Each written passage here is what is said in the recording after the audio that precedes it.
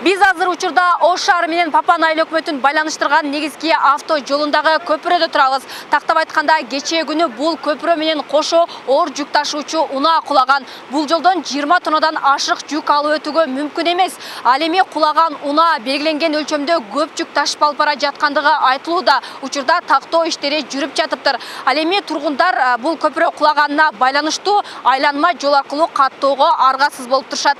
Көпүрөнүн кулашы менен Папан айыл өкмөтүн жана Ош шаарын бириктирген каттам токтогон. Учурда жүргүнчүлөр Ноокат, Кара Сөгөт айылдары аркылуу айланып жүрүүгө аргасыз болушкан. Мындан улам жол акысы да бир заматта жогорулаган. Эгер бир айдын ичинде оңдолбосо, кыштай жакындап калды, эл деле кыйналып, мисалы жол акы 150 сом болуп атса, бүгүн резкий объезд жолдору менен, башка жолдору менен 250 сом менен каттап атышат. Элдерге кыйын болду мындай айтканда. Папан айыл өкмөтүнөн 120 чакырым алыстыкта жайгашкан көмүр кендери бар. Анда оор жүк ташуучу унаалардын агымы тынбайт. Көмүр ташыгандар үчүн атайын айланма жол курулганы менен айдоочулар айыл аралап өтүшөт. Кулаган унаага да тургундар жолдон өтүүгө тоскоол болушкан. Бирок баш ийген эмес. Мындай жагдай көпүрөнүн кулашын алып келди. Жаңы салынган жолдор жүк ташуучу унааларга туруштук бере албай жарылган. Эми күнүнө бир 20-30 балким бир 40 өтүшү мүмкүн да. Булар көбүнчө түндөсү өтүп кетип атышат да. Түндөсү баягы эл уктагандан кийин таңамал ушундай мезгилдерден пайдаланып атышат да. Ошол кону биз мына центрден тоссок, почти токтого койгон да. 20 тонна үстүндө жүк жүктөп алган, ишөө косу 20 тонна чыгат. Саат 3-төрдө өткөн. Мына күндүз эле өтүп атат да. Булар түндөсү бул жакта эле турсун, күндүз да каттап атышат бул жол мененчи. Учурда көпүрөдөгү келтирилген чыгымдар эсептелип, тактоо иштери жүрүп жатыптыр. Ал эми унаа жеке менчик бел алма көмүркенине таандык. Жол тейлөө мекемесинин кызматкерлери учурда өтмөктү калыбына келтирүүгө аракет кылып жатышыптыр. Буга чейин көмүр ташуучу унааларга айыл өкмөт тарабынан түшүндүрүү иштери жүргүзүлгөн менен тыюу салуу жолго коюлган эмес.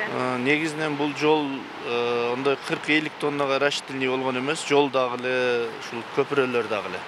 Ошого эми биз бул жака ошол өздөрүнө жол салынган, атай оор жүк ташыган машиналар каттаган. Ошол жак менен каттатабыз. Эми бул азыр убактылуу салынган көпүрө дагы эле 20 тоннага ылайык болот да бул эмичи.